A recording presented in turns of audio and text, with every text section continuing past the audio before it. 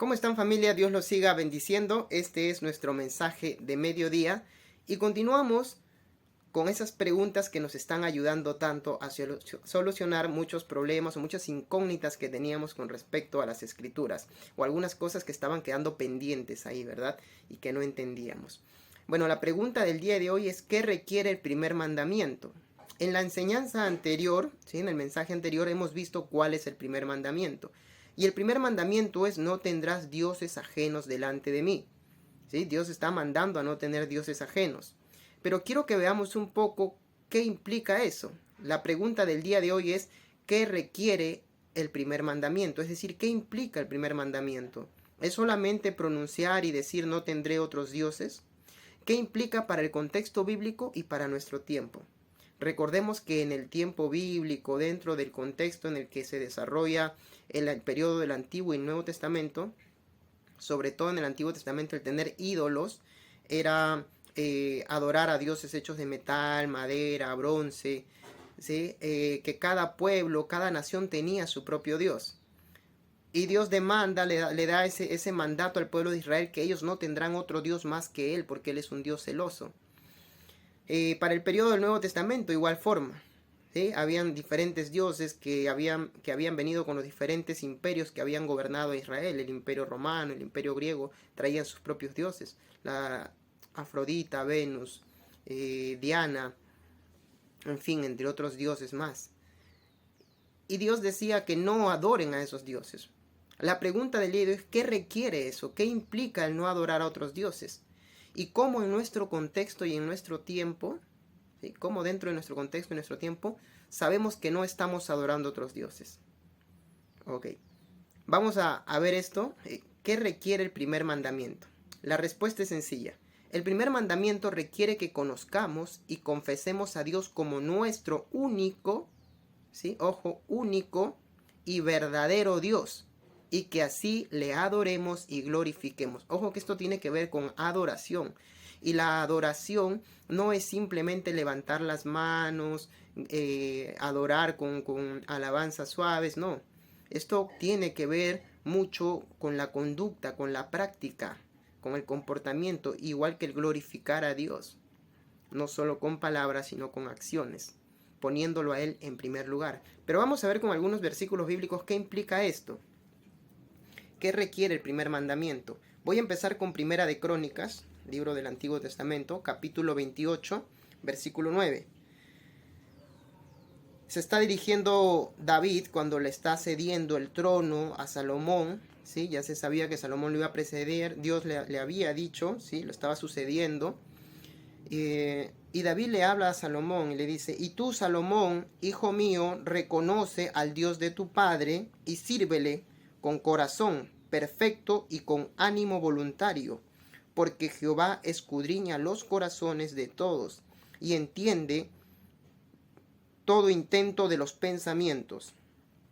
Si tú le buscares, lo hallarás, mas si lo dejares, él te desechará para siempre. ¿Qué implica el primer mandamiento? ¿Qué implica el decir que Dios es mi único Dios? Implica buscarlo. Implica ponerlo a Él en primer lugar. Implica buscarlo de día y de noche, en espíritu y en verdad, orando, leyendo, para nuestro tiempo y nuestro contexto. El tener a Dios o el tener a Dios como nuestro único Dios implica que solamente Él es el centro de toda nuestra vida. Búscalo, dice, porque si no lo buscares, Él te desechará. Y búscalo con ánimo voluntario. El primer mandamiento no es simplemente decir que Dios es mi único Dios. Tiene que ver mucho con la acción. Voy a leer Isaías, capítulo 45. Isaías 45, del 20 al 25. Libro de Isaías, libro también del Antiguo Testamento, dice: reuníos y venid, se le está hablando a Israel, juntaos todos los sobrevivientes de entre las naciones. No tienen conocimiento aquellos que erigen el madero de su ídolo y los que ruegan a un Dios que no salva. Proclamad y hacedlos acercarse y entren todos en consulta. ¿Quién hizo oír esto desde el principio y lo tiene dicho desde entonces, sino Jehová, y no hay más Dios que yo, Dios justo y salvador, ninguno otro fuera de mí.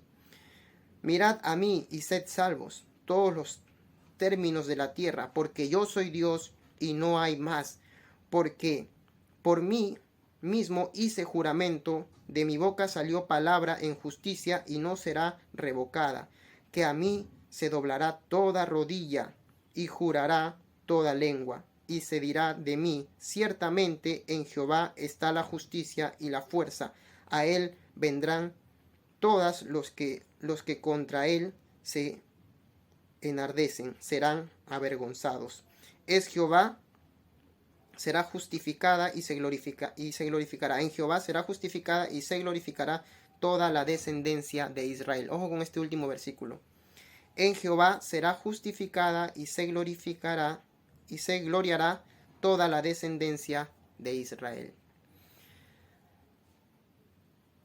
Seguir a Dios, ¿sí? Vuelvo y repito, implica conducta, comportamiento. Implica más que decir que somos hijos de Dios, que creemos en Él, que Él es mi único Dios. Y va más allá de eso. Implica el confesarlo con nuestras acciones, con nuestra boca, porque eso también trae beneficios sobre nuestra vida. En realidad eso trae verdadero beneficio sobre nuestra vida.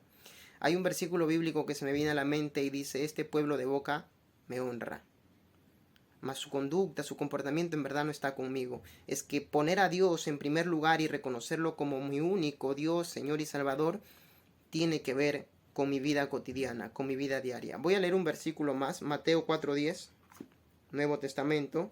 Mateo capítulo 4, versículo 10, dice: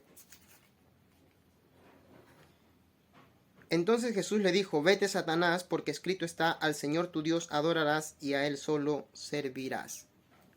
Y la adoración, ¿sí? Y ojo que esto está, es un versículo también del Antiguo Testamento, es una escritura del Antiguo Testamento: solamente al Señor tu Dios adorarás. Y eso tiene que ver mucho con la conducta. La adoración va más allá de levantar las manos. La adoración va más allá de cantar, de llorar, de caer de rodillas dentro de un momento de intimidad con Dios. Tiene que ver mucho con la conducta diaria. ¿En qué lugar está Dios para mí durante todo el día, desde que me levanto hasta que me acuesto? ¿Cómo es tener ídolos en este tiempo?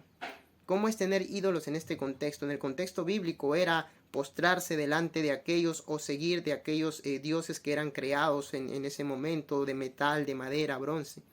Pero para esta época y para este contexto, también tener ídolos es poner en primer lugar a cualquier otra cosa que no sea Dios. Puede ser incluso hasta el trabajo, puede ser una persona, puede ser algún hobby, etc. Cualquier cosa que le quite su primer lugar a Dios, eso se convierte en un ídolo dentro de nuestras vidas. Y el primer mandamiento, que es no tendrás otros ídolos, requiere que nosotros no solamente lo confesemos de boca, sino también en conducta y comportamiento diario. Así que pongamos en práctica esto y no le quitemos a Dios el primer lugar que le corresponde, o estaríamos entrando también en idolatría. Este ha sido nuestro mensaje de mediodía, familia. Dios los siga bendiciendo.